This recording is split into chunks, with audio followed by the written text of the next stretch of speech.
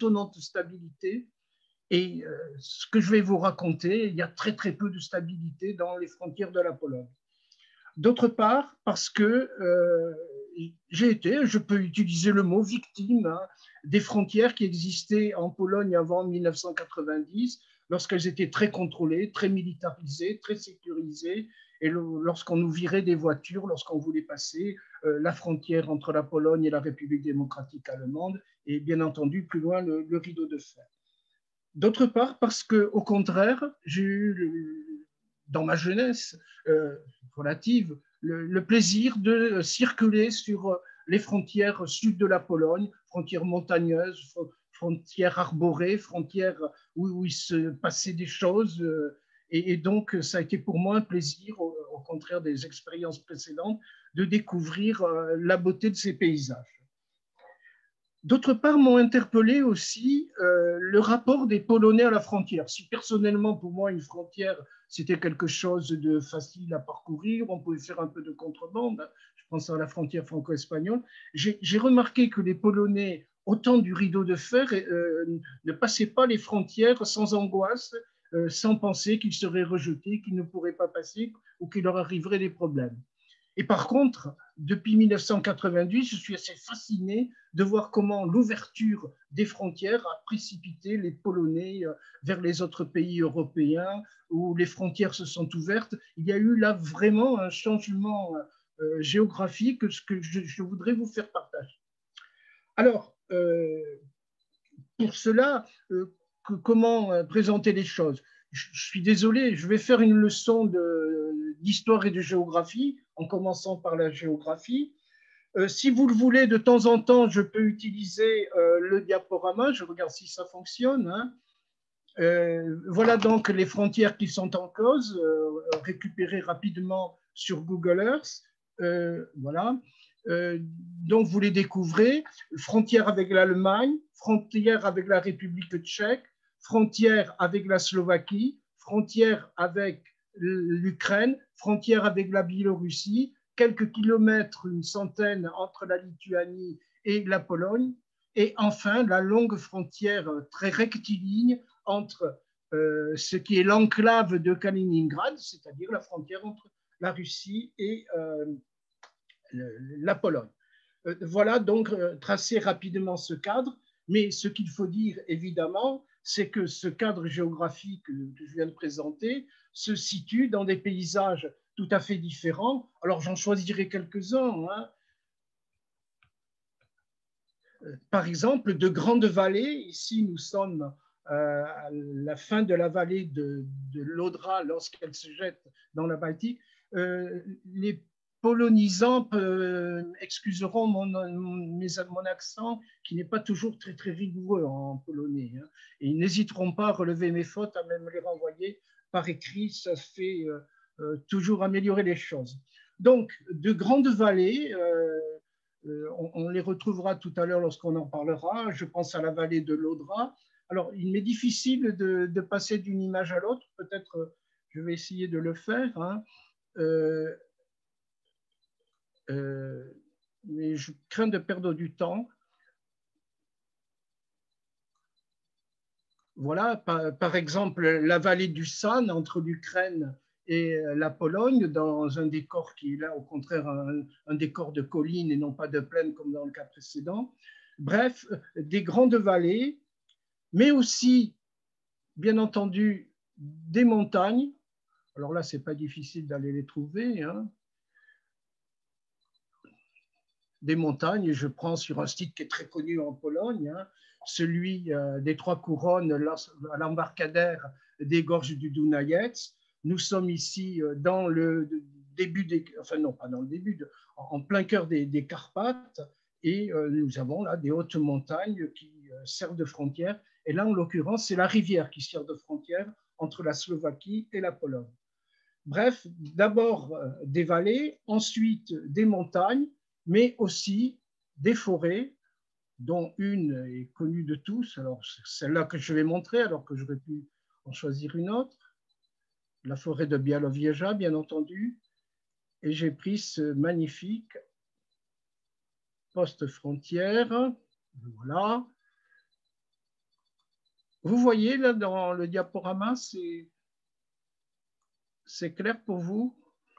Ce magnifique poste frontière en architecture forestière et où ne passe pas grand monde, puisque là, on est au contraire dans une frontière assez surveillée.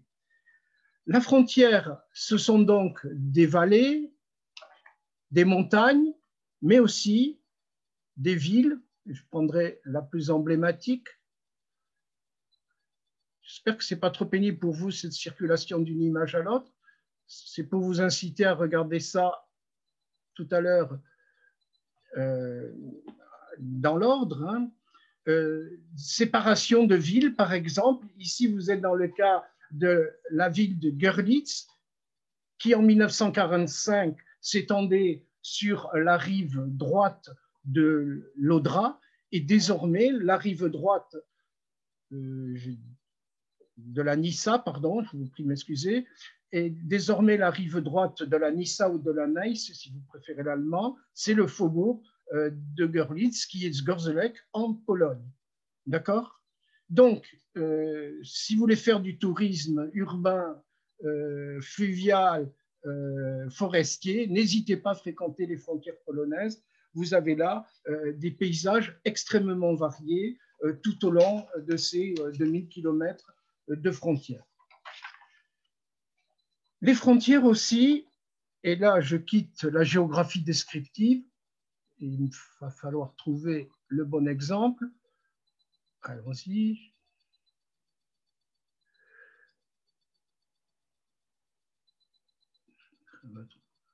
Voilà.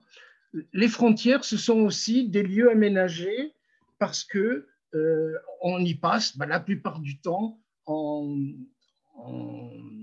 automobile, en camion, en autocar.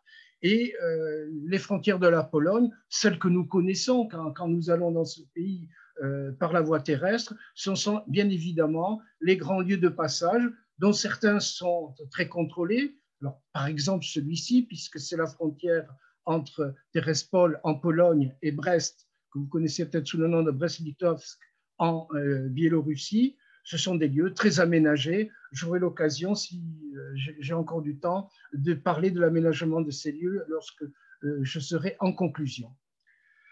Voilà.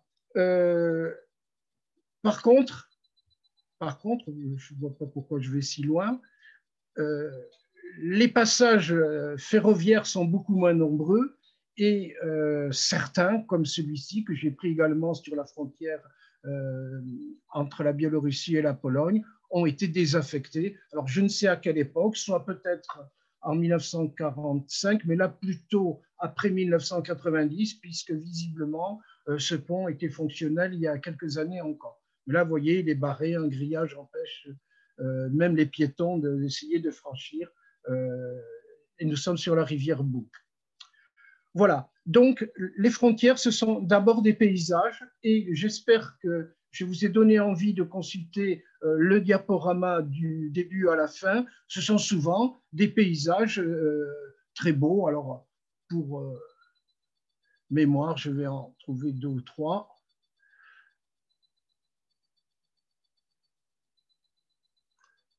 Par exemple, ici, des paysages de haute montagne, le mont Wolowiec.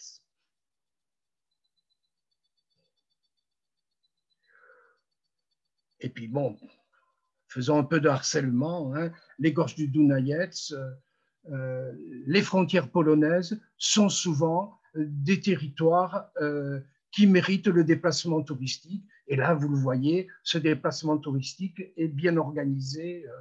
Je pense que beaucoup d'entre vous n'ont pas raté cette excursion lors de leur voyage en Pologne. Mais comme dit la chanson, ces frontières cachent une toute autre histoire. Et maintenant, évidemment, je vais essayer, parfois en revenant sur certaines diapositives, de vous parler de l'histoire des frontières de la Pologne, histoire tragique comme celle du pays la plupart du temps. Alors, ces frontières, disons, dans un premier temps, sont placées sur les grands lieux de passage de la préhistoire et de l'histoire de l'Europe, que sont, alors je vais revenir tout simplement à la première photo. Je crois que c'est celle qui illustre le mieux, hein.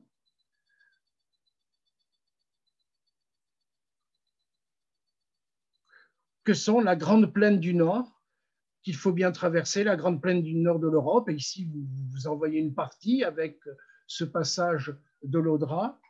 Et cette plaine du nord de l'Europe, à un moment donné, eh bien, elle est parcourue par les frontières de la Pologne qui ont été tracées la plupart du temps en 1945. Et donc, c'est un des grands lieux de passage de l'Europe centrale. Mais il ne faut pas oublier aussi, je choisis donc comme image, ouais, tout simplement, on va revenir à Zgorzelec, si vous voulez bien, hein. Il y a aussi un passage très important qui est la voie du Piémont de la Pologne, qui donc passe la frontière ici à Zgorzelec, un peu plus au nord de la grande église que vous voyez, qui traverse ensuite la Pologne par le sud en passant à Wrocław, Cracovie, la Haute-Silésie, Cracovie, et aboutit en Ukraine. C'est le deuxième grand lieu de passage de la Pologne, qui ne doit pas faire oublier qu'il y a aussi en Pologne des passages est-ouest. Alors, l'image que je propose n'est pas très représentative, mais, oh pardon, nous sommes ici dans la porte de Moravie, ce grand passage entre le nord de l'Europe et la plaine du Danube. C'est en gros, si vous voulez, l'autoroute Katowice-Ostrawa, qui a été à un moment donné un lieu de passage important. C'était une des routes de Langres, par exemple, sous la préhistoire et l'Antiquité. Ça a été aussi le lieu de grandes invasions militaires.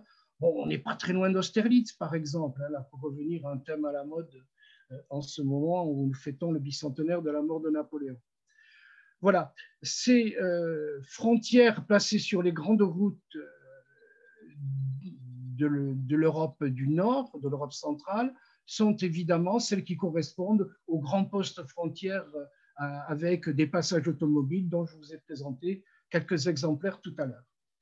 Mais il ne faut pas oublier que existent aussi en Pologne des passages routiers beaucoup plus intimes que je vous recommande d'ailleurs, hein, et qui correspondent à des routes plus locales, à des passages dans les Sudètes, par exemple, ou à des passages sur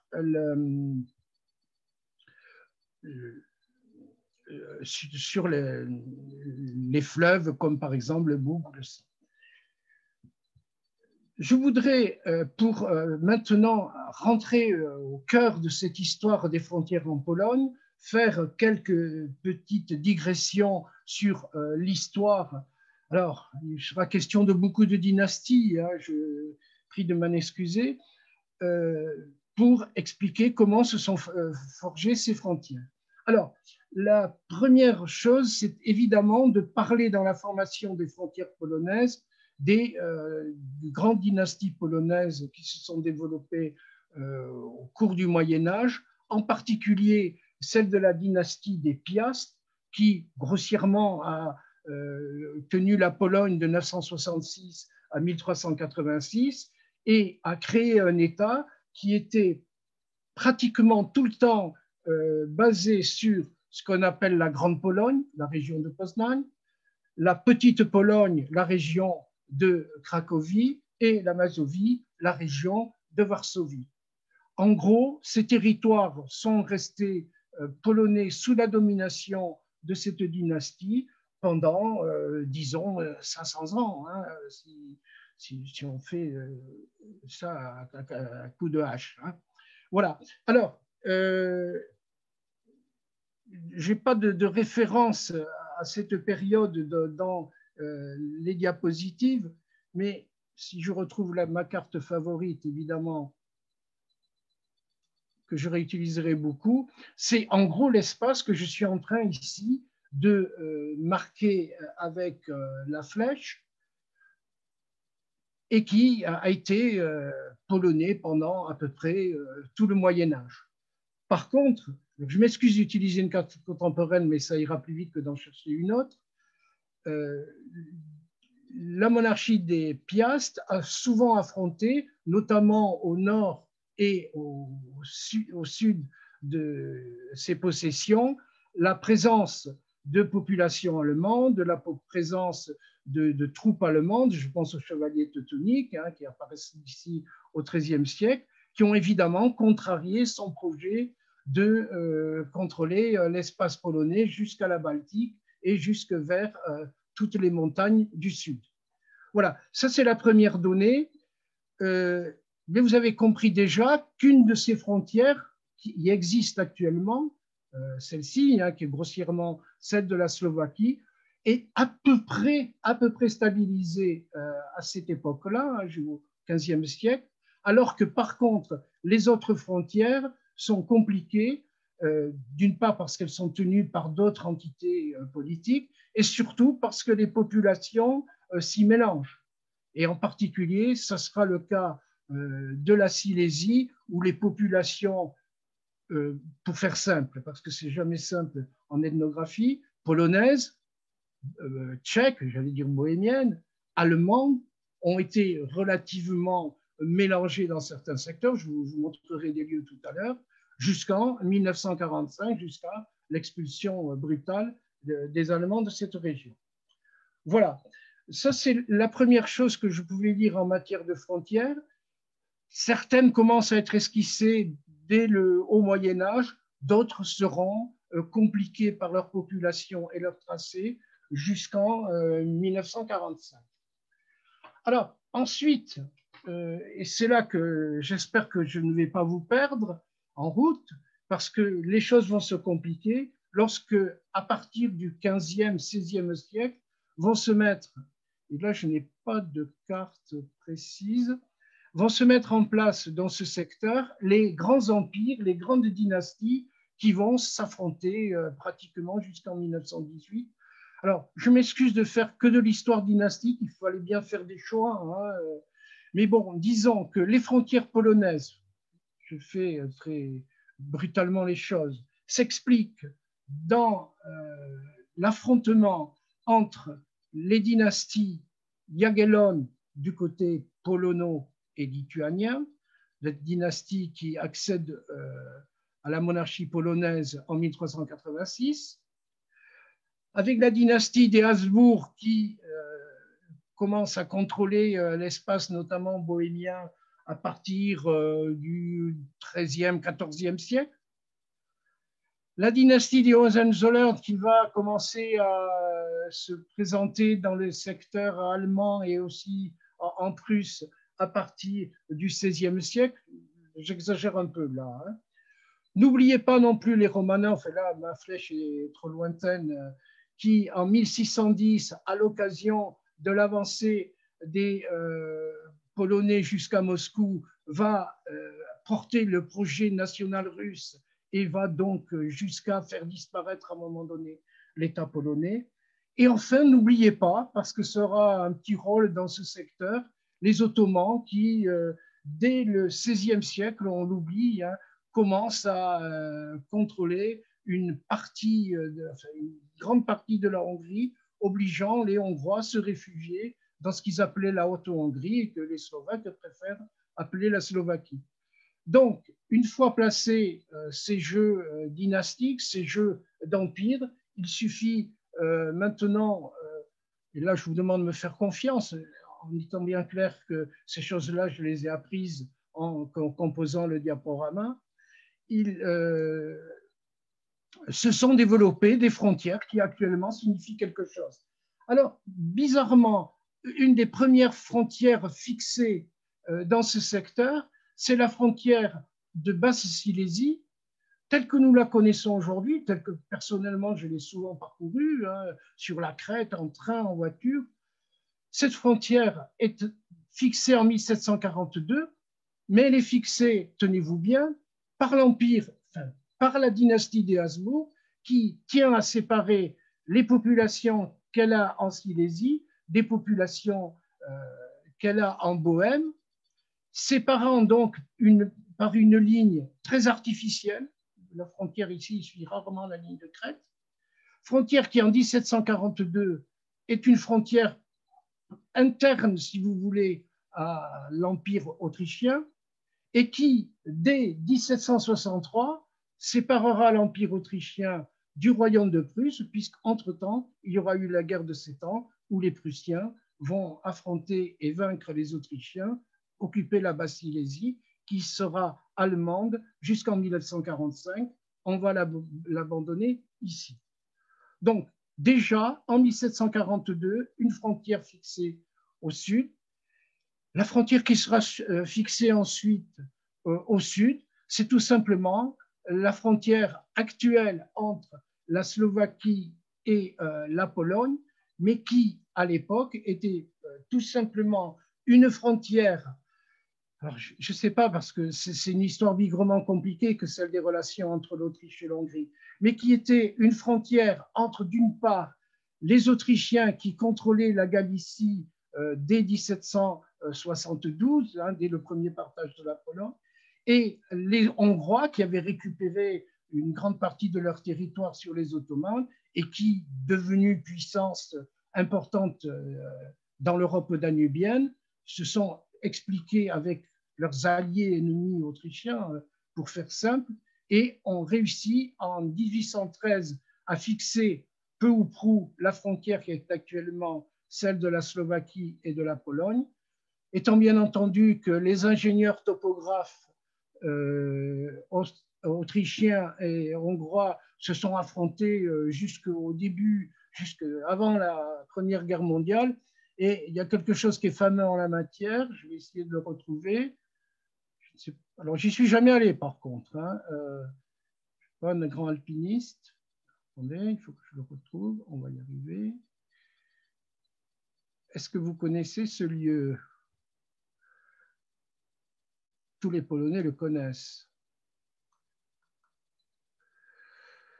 C'est le mont Rizi, qui est le point culminant de la Pologne, avec anecdotiquement le fait que le sommet est en Slovaquie, par décision prise au début du 19e siècle par des conventions topographiques, et le point qui est en Pologne est quelque part, alors je ne sais pas si ces gens-là sont en Pologne ou en Slovaquie, mais le point de la Pologne est quelques dizaines de mètres en dessous du sommet culminant qui lui est en Slovaquie. Bon, ce sont les aberrations qu'on connaît, vous savez très bien qu'il y a aussi des disputes entre la France et l'Italie pour savoir si le Mont Blanc est en France ou en Italie. On est un peu dans ce registre, hein, pour des histoires héritées du 19e siècle. Voilà. Donc, grossièrement, vous avez là les héritages du 18e et du 19e siècle, en gros, limités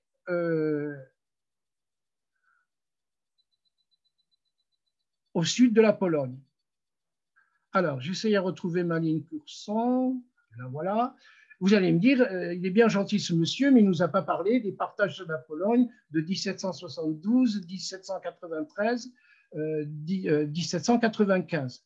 Alors, je ne les ai pas oubliés, mais je vais quand même les négliger un peu pour vous dire que dans mon discours sur les frontières actuelles, ils ne sont pas, à mon avis, déterminants, sauf que grossièrement, la limite entre les territoires autrichiens acquis en 1770, prussiens arrachés à la Pologne en 1793 et 1795 et russes, c'est grossièrement actuellement la frontière actuelle, hein, celle que vous voyez ici en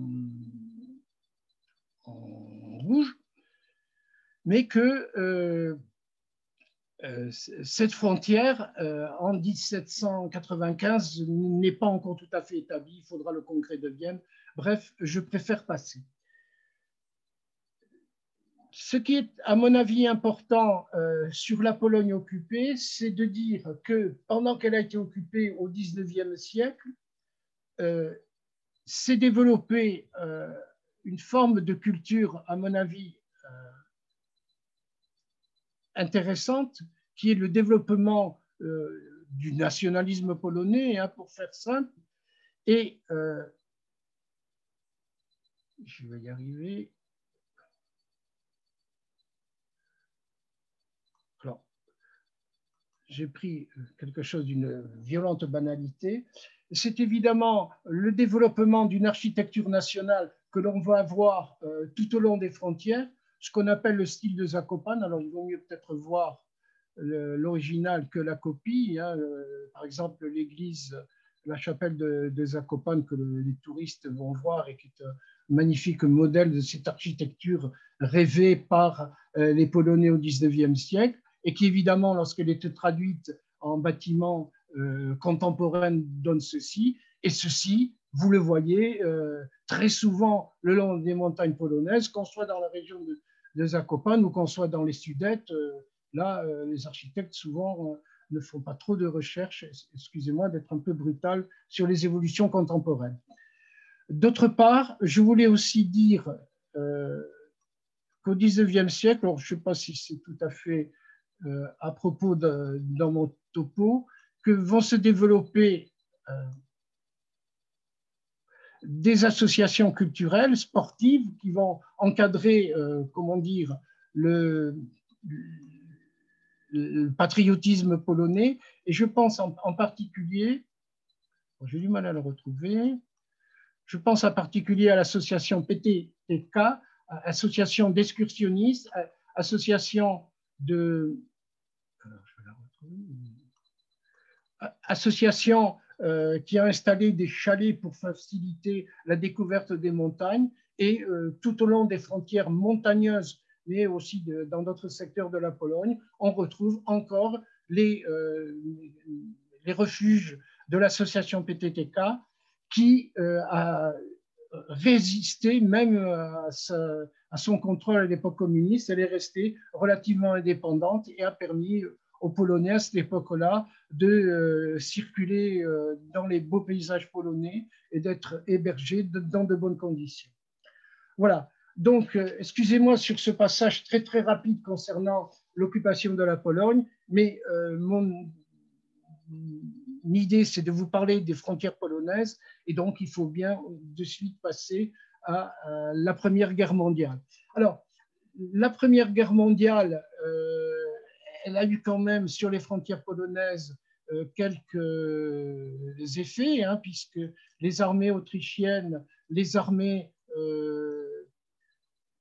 russes se sont battues dans ces secteurs, et il restera par exemple comme trace, alors là, évidemment mon illustration est vraiment tout à fait critiquable, hein, puisque j'ai préféré vous montrer la ville de Pszawil comme un lieu de vacances, un lieu de récréation, avec ce télésiège qui amène jusque dans le haut de la ville, alors qu'au contraire, pour parler de la Première Guerre mondiale, il aurait fallu insister plutôt sur les forts autrichiens qui ont résisté aux offensives russes pendant l'année 1915, au prix de milliers de morts, de prises et de reprises de la ville, qui en font désormais d'ailleurs un lieu de tourisme mémoriel qui est important. Voilà. Donc, mais ce qui est le plus important, évidemment, dans la Première Guerre mondiale, c'est que vont être indépendants la Pologne, la Tchécoslovaquie, la Lituanie, et que la Russie va complètement changer de régime. Le régime de la Russie tsariste, c'est dans la place, après une guerre civile, à la Russie soviétique, dont les interactions vont être importantes jusqu'en 1990. Alors, cette frontière, donc, vous vous en souvenez, hein, la frontière de la Tchécoslovaquie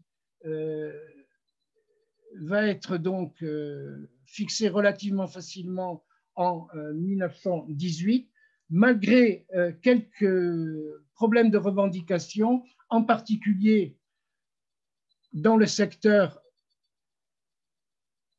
de Tchétchine. Je prononce toujours très mal. On y arrive.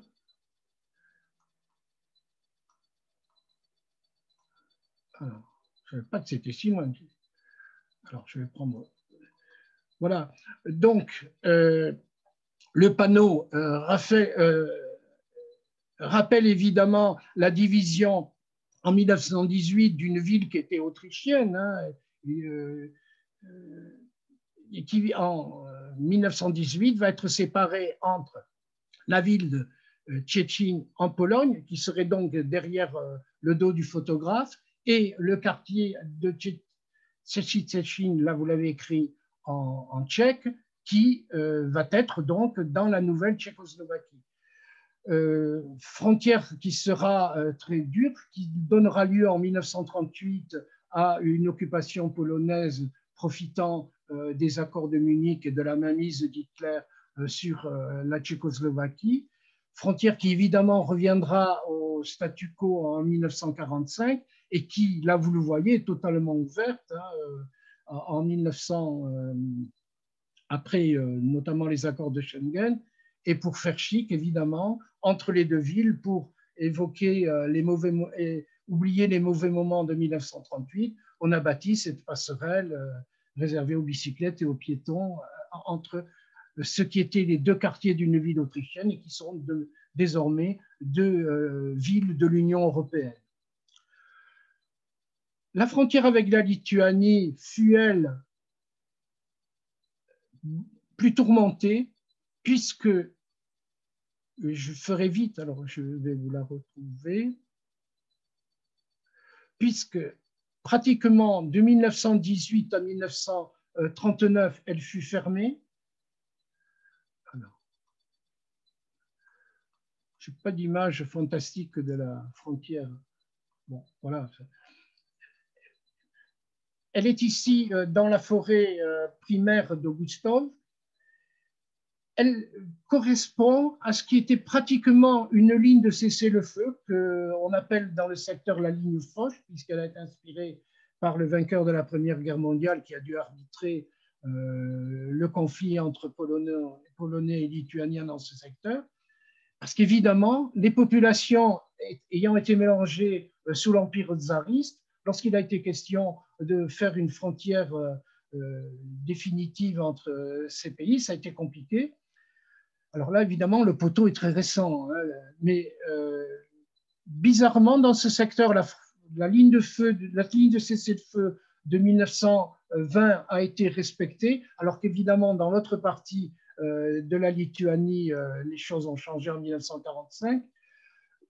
Un des problèmes plutôt symboliques, c'est que le maréchal Piłsudski, qui sera donc le héros, pas le seul, mais enfin le héros essentiel de l'indépendance de la Pologne en 1918, était né, lui, à Wilno, non polonais, de la ville de Vilnius, capitale de la Lituanie, occupée jusqu'en 1939 par la Pologne et qui n'est redevenue, je mets entre guillemets, indépendante qu'en 1939, pour être occupée, alors allons-y pour des allers-retours, hein, par les soviétiques en 1939-40, par les Allemands en 1941 et retour aux soviétiques en 1941, la Lituanie n'étant indépendante qu'en 1990 et n'ayant pu remettre ses poteaux comme cela avec ses armoiries que à cette occasion, l'occasion de l'indépendance de la Lituanie.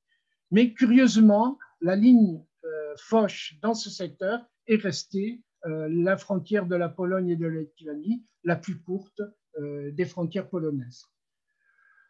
La frontière russe de 1921, je n'en parle pas, elle a été fixée après la bataille dite de la Vistule, où le maréchal Piłsudski a repoussé les forces de la cavalerie soviétique, mais la frontière évidemment de 1921, qui va être très militarisée, sera caduque en 1939 lorsque les soviétiques envahiront la Pologne, évidemment caduque en 1945 lorsque les soviétiques vont reporter la frontière de la Pologne 200 km plus à l'ouest.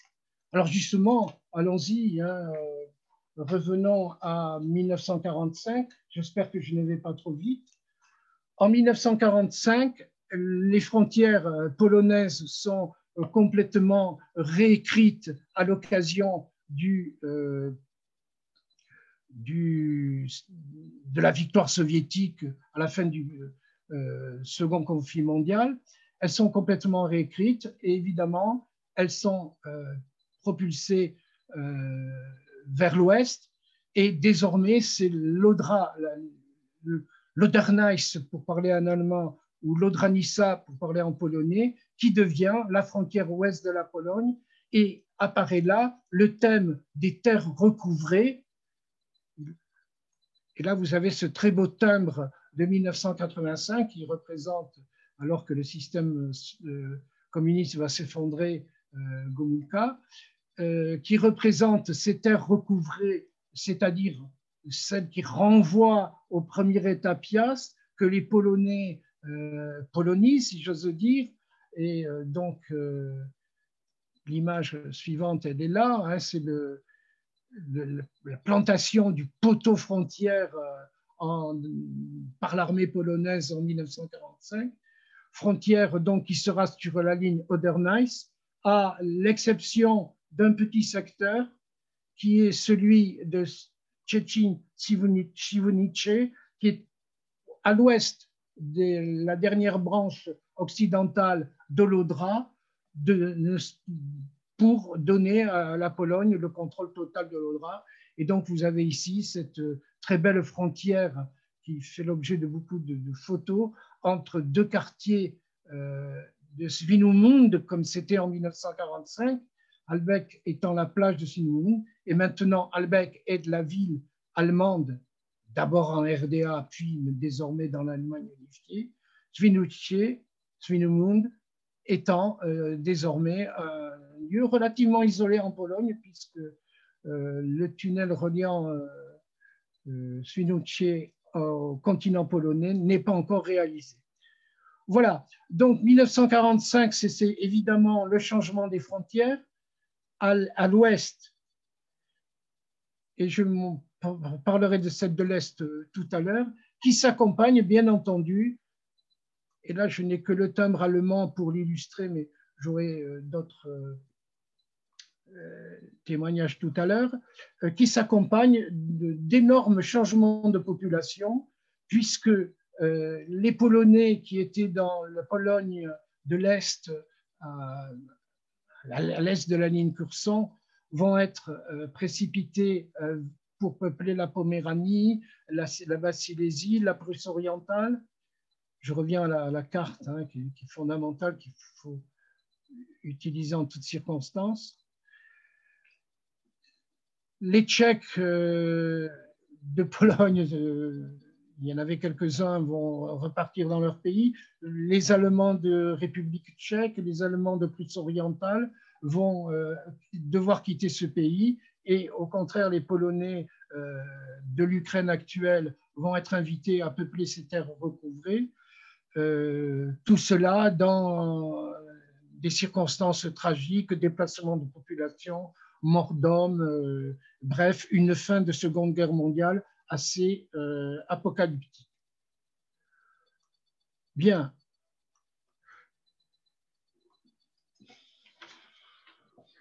Ensuite, évidemment, ça va être l'époque communiste qui sera une époque rude pour les frontières polonaises, puisqu'elles seront la plupart du temps militarisées, sécurisées, elles seront des lieux d'exil.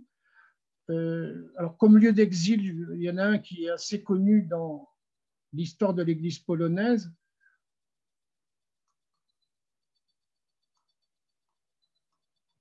Je vais trop loin. C'est le site de Komanczka.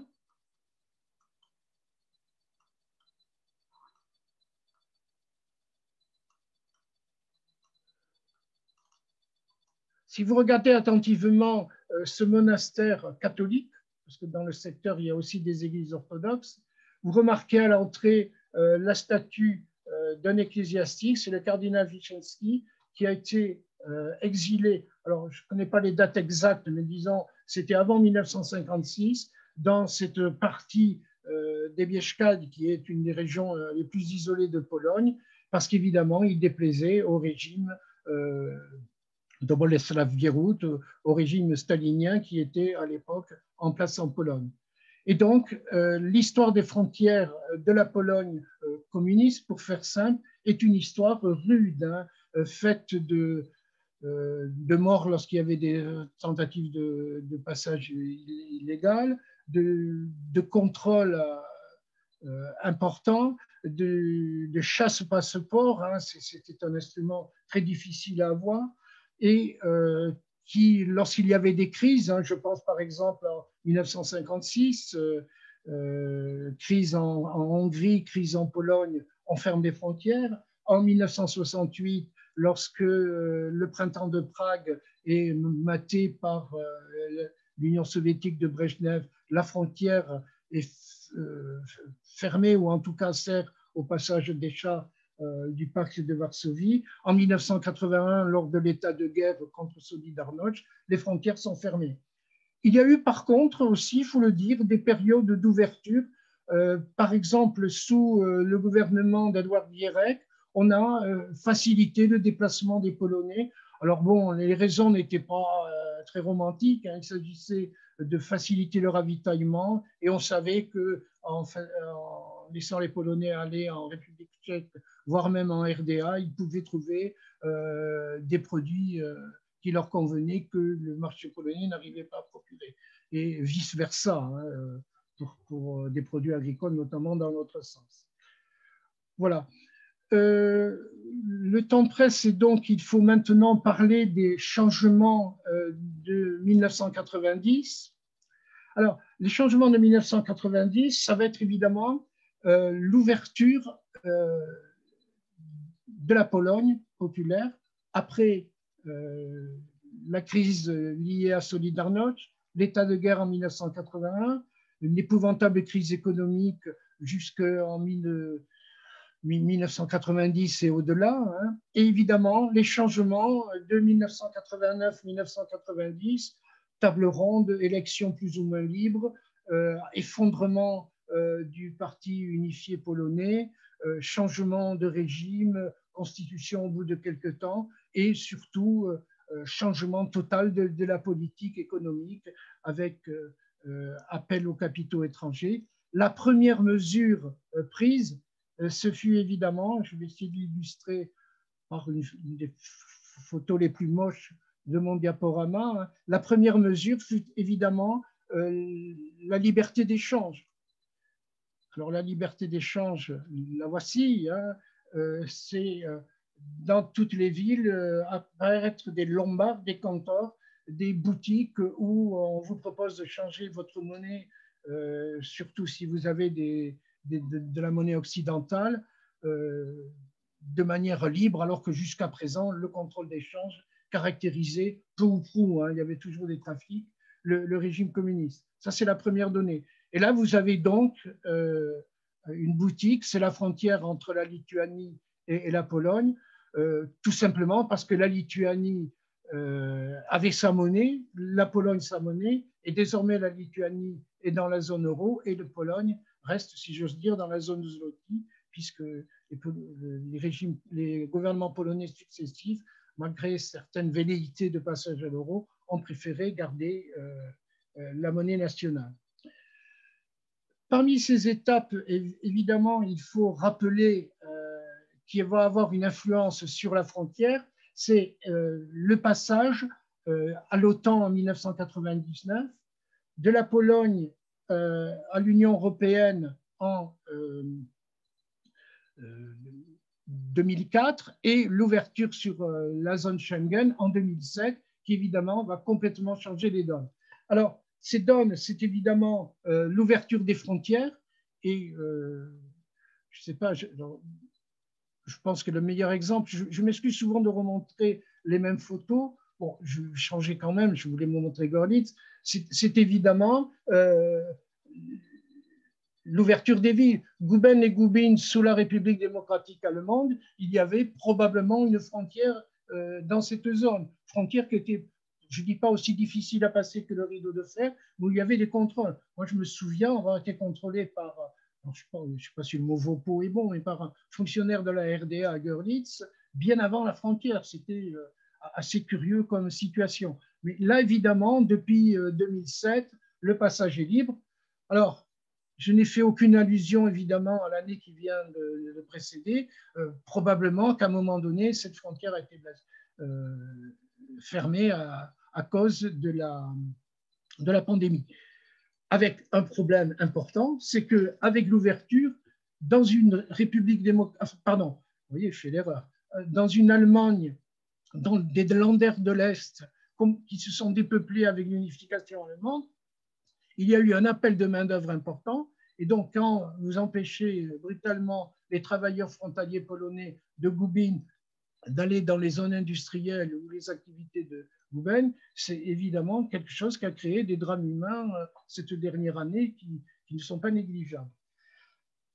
Cette ouverture des frontières, c'est donc la fin des postes de contrôle, la fin du contrôle d'échange, ça on en a déjà parlé. C'est aussi évidemment l'installation, mais mes exemples sont mauvais, alors je vais en trouver un qui n'est pas forcément illustrant. C'est évidemment le développement des accès routiers.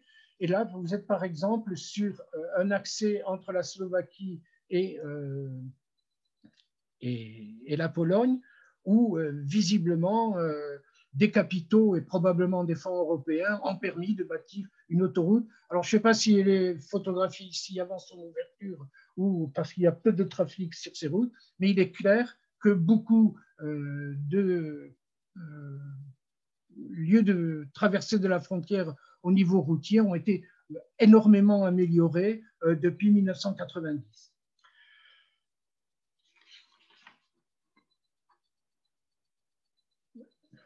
Alors, ces frontières seront donc désormais très, très différentes. Des frontières ouvertes, vous avez là un exemple, mais au contraire, à l'est, entre l'Ukraine, pardon, entre la Biélorussie, la Russie, des frontières relativement fermées. Alors, là, je pense qu'on est dans le sens Biélorussie-Pologne.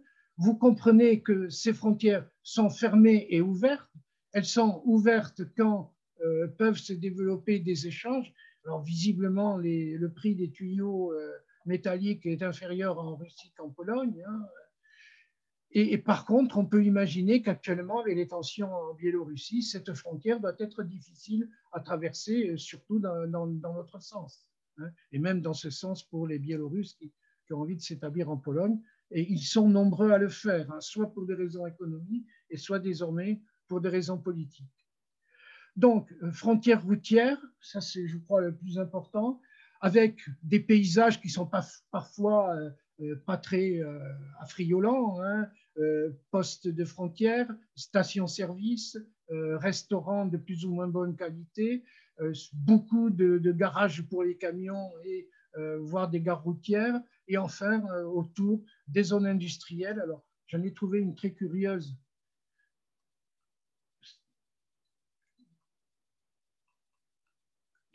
À la frontière russe.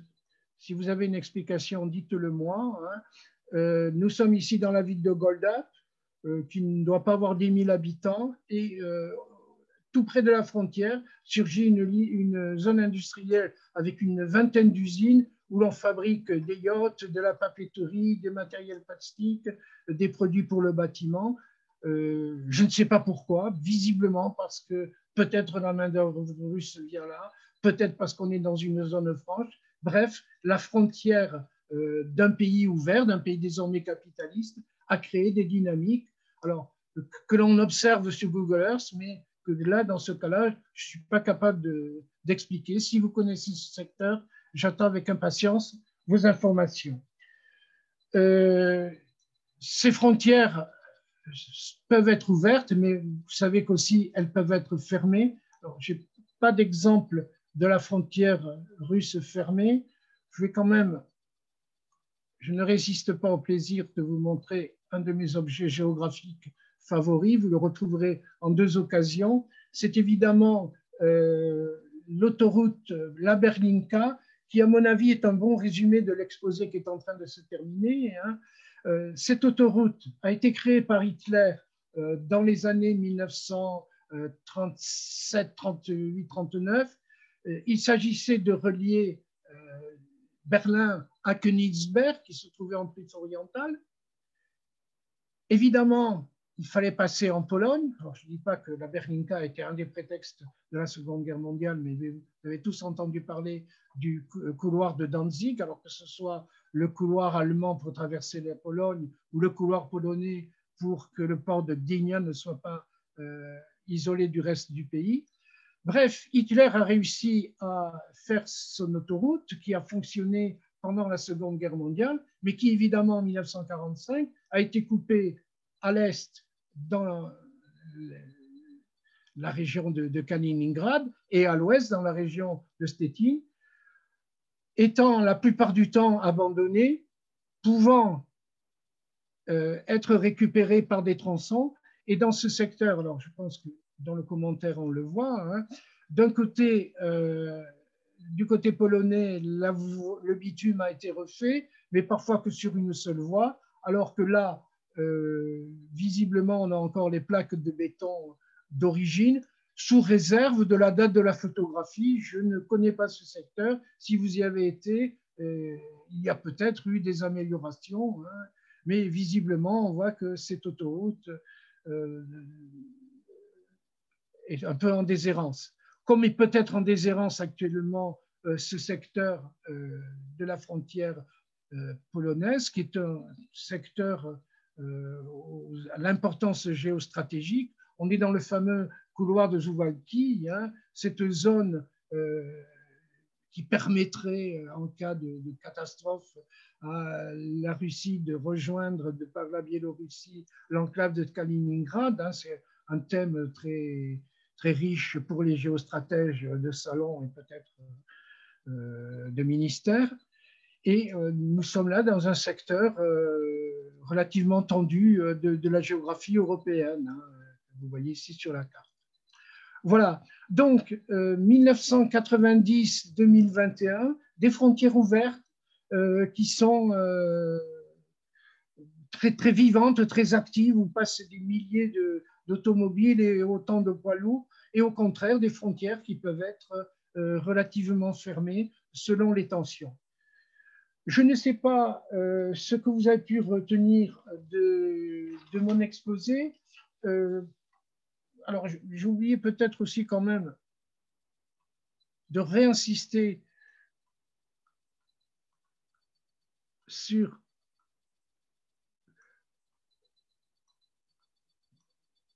la faiblesse des liaisons ferroviaires. Voilà la seule liaison ferroviaire entre la Lituanie et la Pologne. Alors évidemment, l'Union européenne a un fantastique projet de Rail Baltica, hein, qui devrait unir Varsovie, voire par un tunnel sous la Baltique à Helsinki. Mais pour le moment, la réalité de la frontière ferroviaire entre la Pologne et la Lituanie, c'est ça. Pour terminer, je voudrais finir sur quelque chose d'un peu absurde. Alors, je ne sais pas lequel choisir, il y en a 5. Hein. C'est évidemment les tripoints. Les tripoints, c'est les endroits où se rejoignent 3 frontières. Alors, au hasard, parce que c'est une des rares photos où il y a un personnage, hein, le tripoint entre la Russie, la Lituanie et la Pologne, que dire? Je pense que ça renvoie d'abord à tout ce que je vous ai raconté sur l'histoire de ces empires. Ben, ici, l'empire russe l'a remporté sur l'empire allemand à un moment donné et puis a dû concéder l'indépendance de la Lituanie. Je pense que ça raconte l'histoire des empires. Ça raconte aussi la fierté nationale, puisque souvent dans ces lieux viennent les familles. Là, visiblement, la dame, alors, je ne sais pas si elle est lituanienne, polonaise, plus probablement que russe, est contente de se photographier dans ce lieu extrême de son pays. C'est un lieu où l'on a organisé des cahutes, des cheminements, des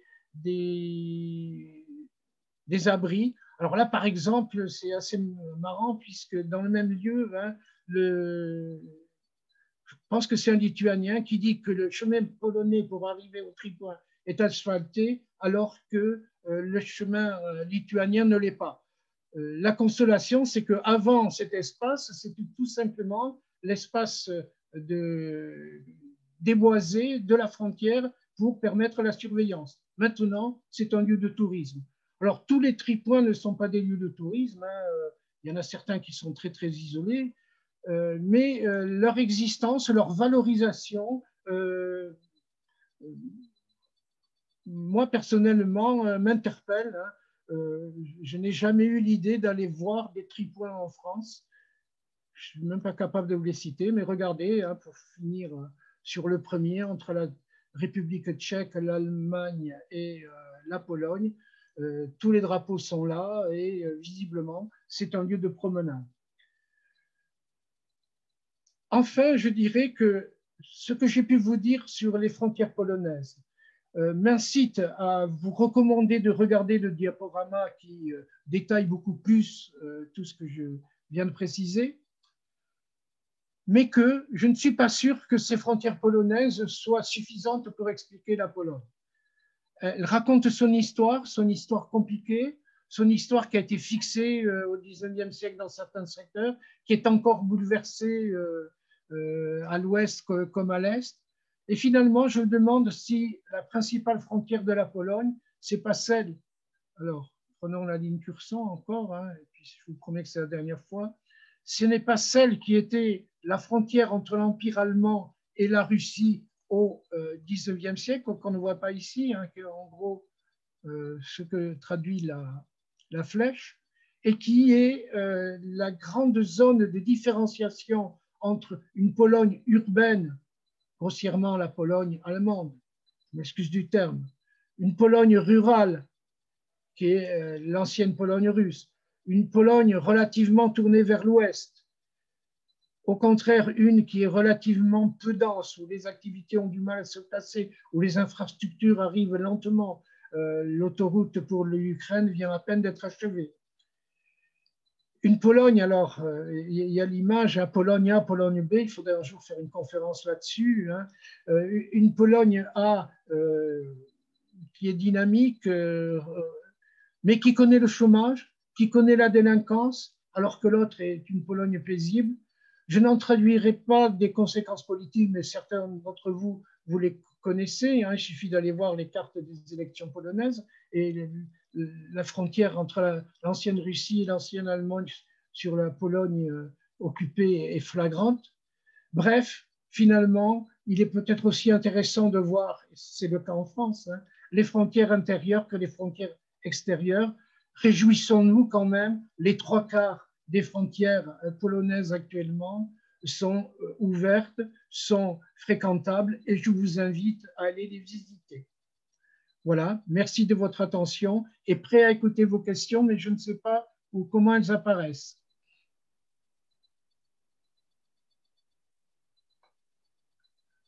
Sur les questions?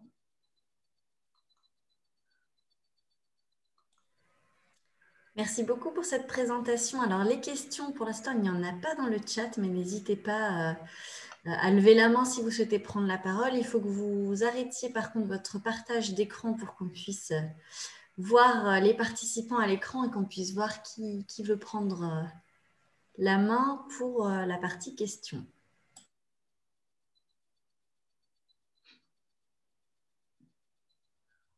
Je les ai accablés, donc.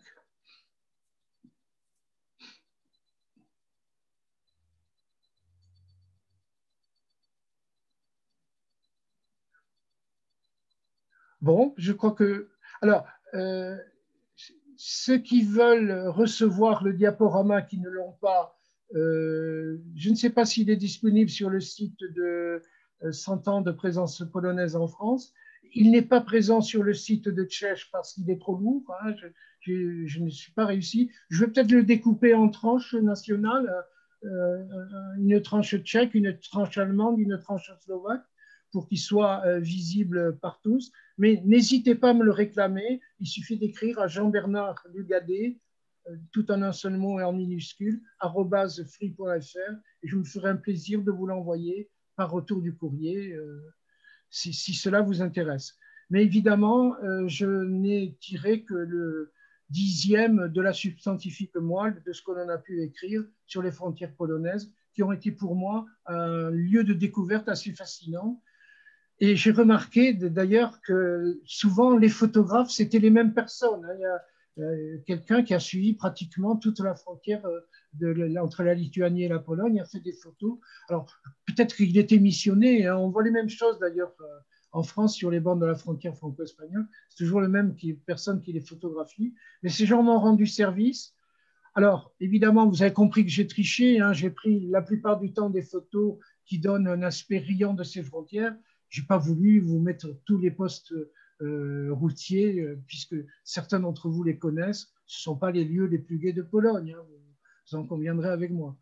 Mais par contre, moi, j'avoue que rétrospectivement, mes balades dans les Sudètes, mes excursions en chemin de fer entre Slanska-Poreba et Liberec m'ont ravi et m'ont donné évidemment une image de la Pologne beaucoup plus gaie que lorsque on faisait sortir ma belle-mère de la voiture pour fouiller le coffre dans les années 80. Voilà. Je crois qu'il y a terminé sur un souvenir familier. Je crois qu'il y a quelqu'un qui voulait prendre la parole pour poser une question, qui a levé la main dans la conversation. Allez-y. Monsieur Wixac, si vous voulez ouvrir votre micro et allumer votre caméra pour qu'on vous voit. On écoute votre question.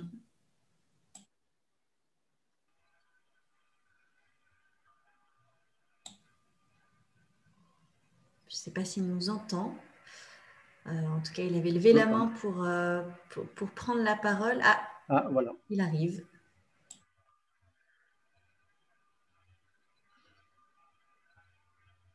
On n'entend pas, il n'a pas mis son micro. Alors, on ne vous entend pas par contre. Votre micro a l'air allumé, mais on ne vous entend pas.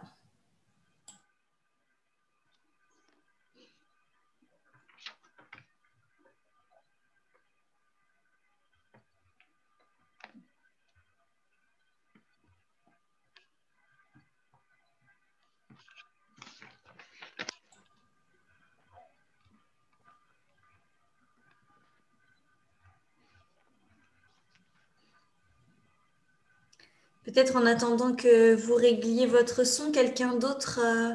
Ah, j'ai un problème de son. Est-il possible d'avoir le diaporama? Peut-être Jean-Bernard, vous pouvez remettre dans le chat votre adresse mail pour que du coup les uns les autres, vous puissiez lui écrire et récupérer le diaporama.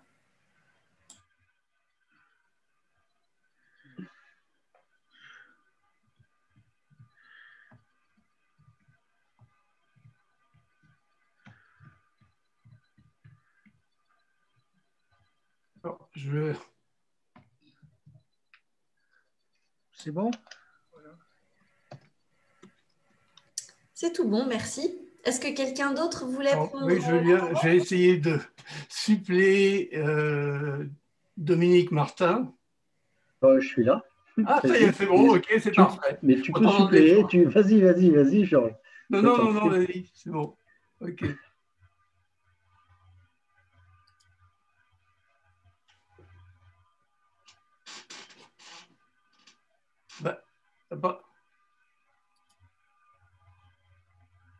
Dominique, tu n'as pas de micro aussi? Si, j'ai un micro. Vas-y, exprime-toi. Voilà, non.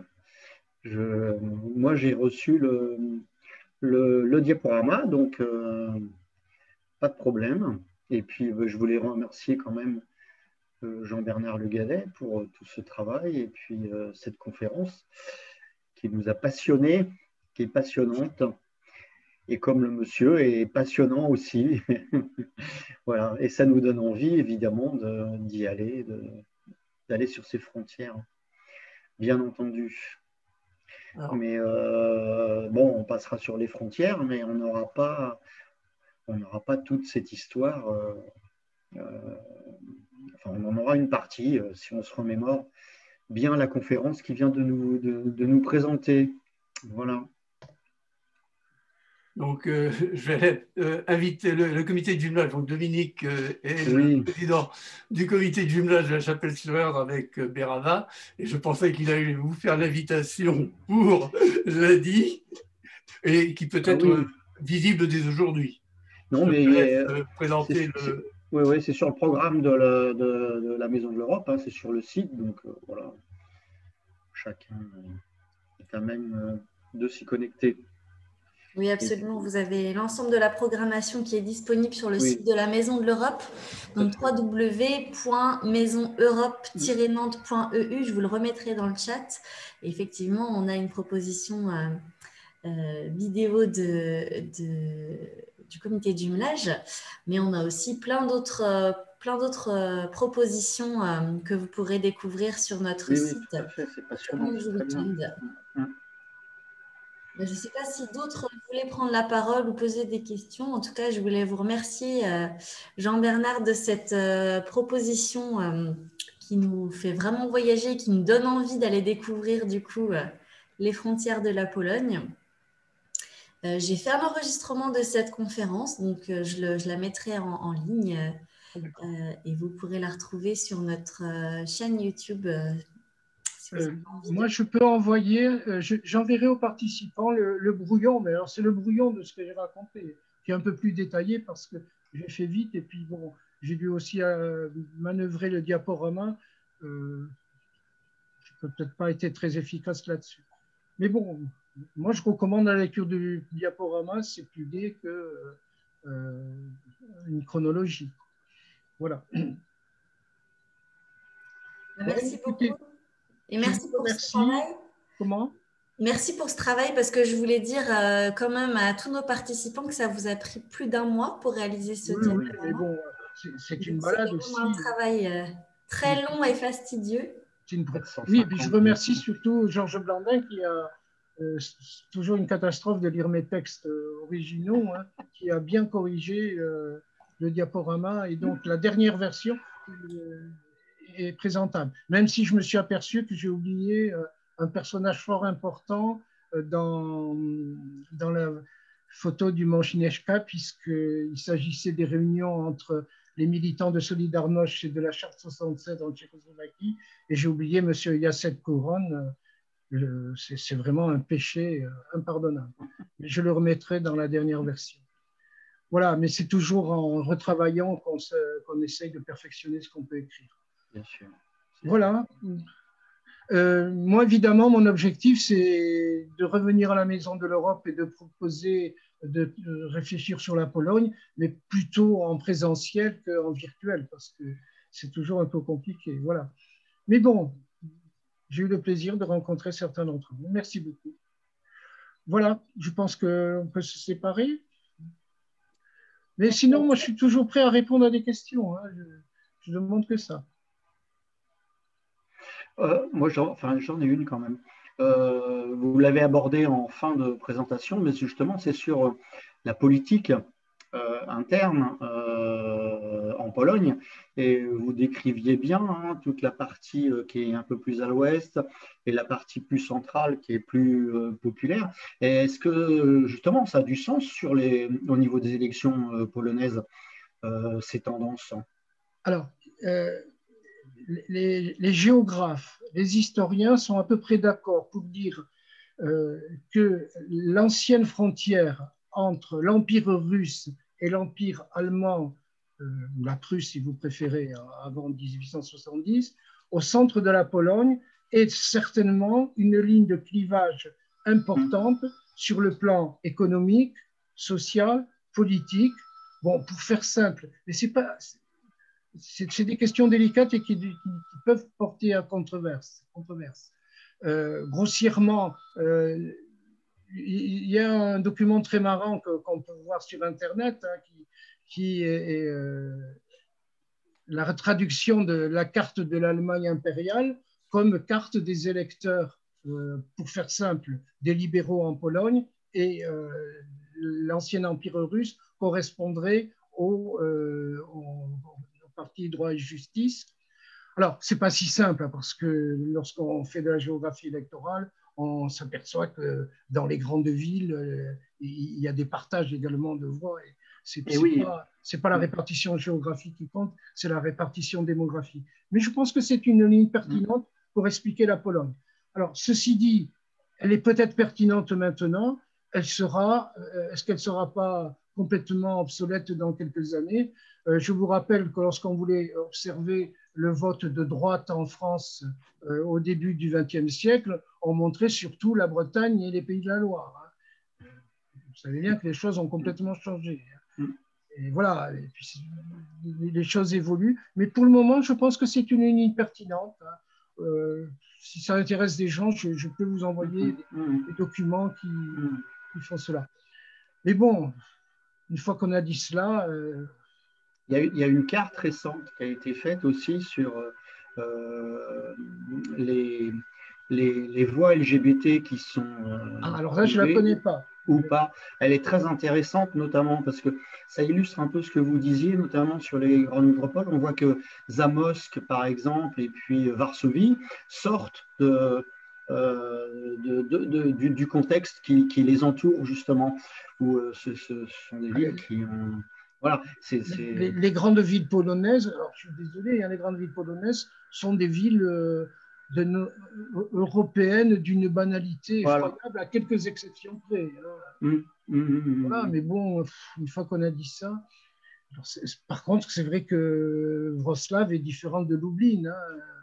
On sent que l'une a été une ville allemande et que l'autre appartenait à l'Empire russe. Hein, mais bon, voilà. Mais quand même, là-dessus, la Pologne de l'entre-deux-guerres a laissé ses traces.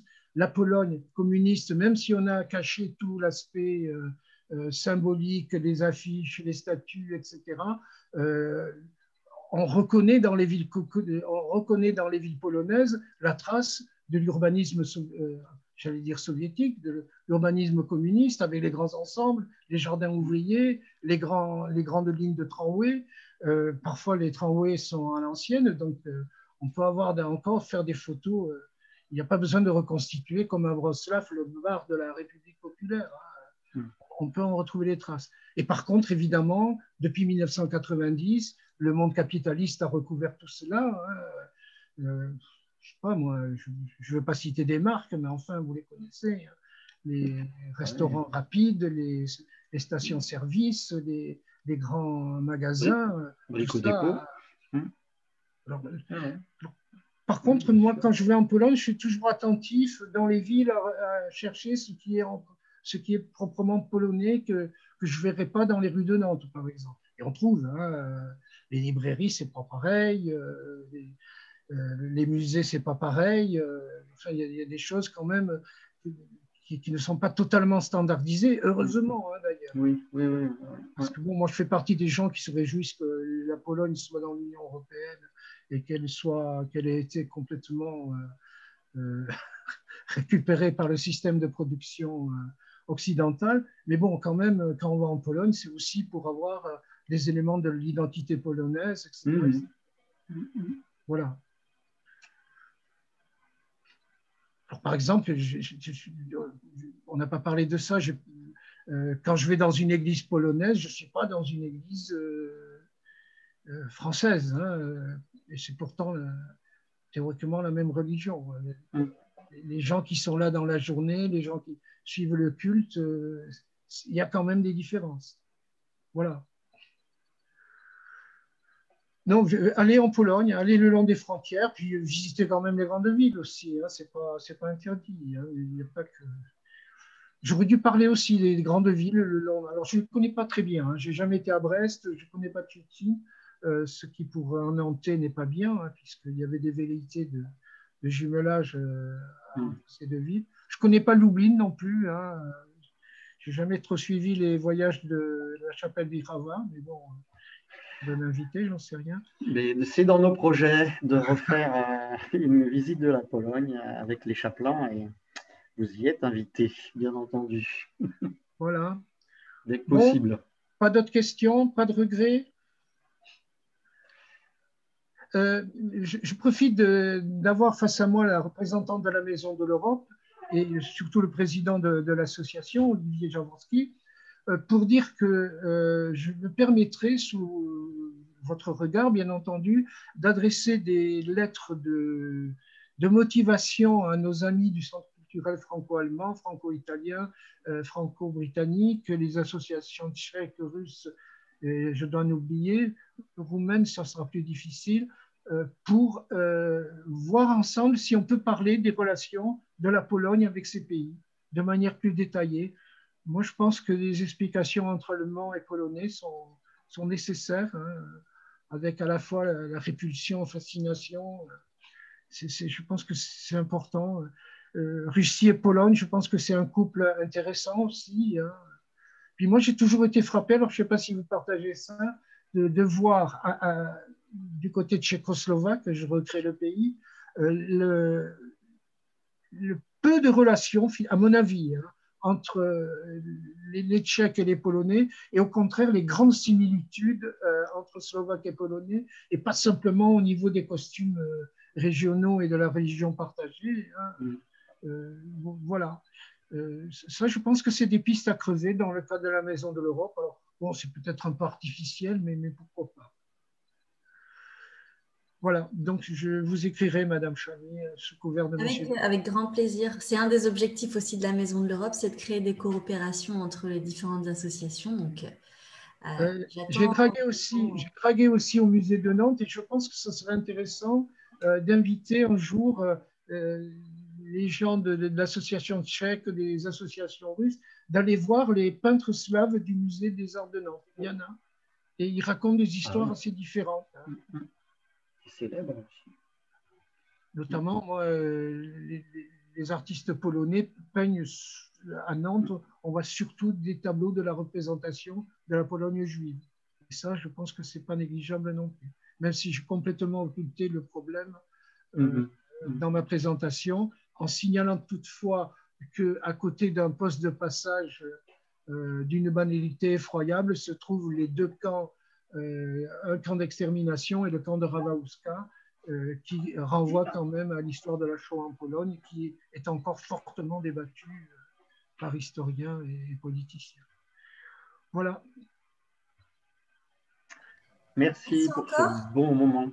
Merci à tous d'avoir suivi cette présentation. Je vous souhaite une excellente fête de l'Europe, un excellent week-end, et j'espère vous recroiser sur les autres propositions des associations. Merci beaucoup. Merci. Bonne fin de soirée à tous. Enfin, bonne soirée. Du coup, c'est le début de la soirée plutôt. Bonne fin de journée. On va aller prendre l'apéro, hein? C'est ça, c'est l'apéro. Et alors, à très vite. En présentiel. En présentiel, ouais. Allez, à bientôt. À bientôt. Merci beaucoup, Jean.